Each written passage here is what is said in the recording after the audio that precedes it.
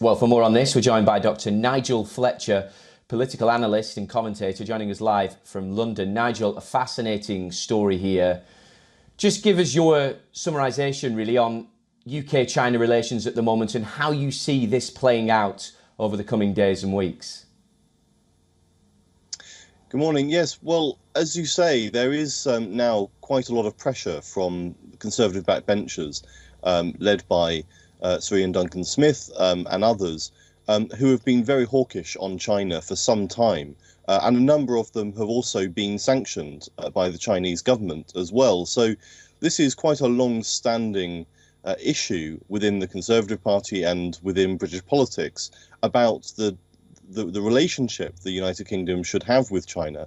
It's been a topic of debate for some time, with some people thinking that they need to be labelled as more of an explicit threat. This story, for all its sort of drama and the appeal of a kind of a spy story in Westminster, I think really just highlights this division that there currently is, I think, between those who want to be more pragmatic on the relationship with China, seeing them as an important trading partner and as a rising global power, and those who think that China, as events like this seem to demonstrate, is a threat. So that, I think, really is the sort of more significant widespread issue here, that there is a serious debate now going on about Britain's attitude to China and whether it's a threat or not.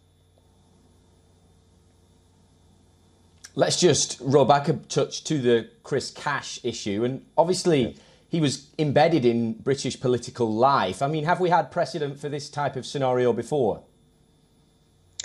Well, there was a story a couple of years ago involving a Labour MP, and there was an individual in that case who was accused of being a Chinese intelligence agent. That was Barry Gardiner, the Labour MP, who was involved in that. But what we're seeing here is a similar story where a researcher who has a parliamentary pass allowing them access to Westminster has been implicated in this.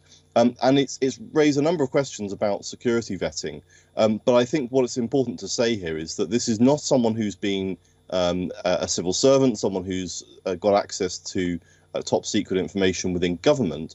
This is slightly different in that this is someone who is working for MPs in the House of Commons. So they wouldn't routinely be exposed to the highest level of security information. They will undergo some kind of security check when they begin their employment at Westminster, but that's generally focused on whether or not they are a terrorist threat. Then there's a baseline security check that goes on there. This, I think, coming on top of the other incidents we've seen, will probably raise the issue of whether that security check that takes place for staff who work for MPs needs to be rather more intense, and whether or not we need to have, particularly for people. I mean, this was the chair of the Foreign Affairs Select Committee we're talking about that this person was working for. So I think maybe MPs in more sensitive positions like that, there might be a case then for there being greater security checks from that point of view. As I say, I think this is something which is not the first time we've seen something like this in relation to China.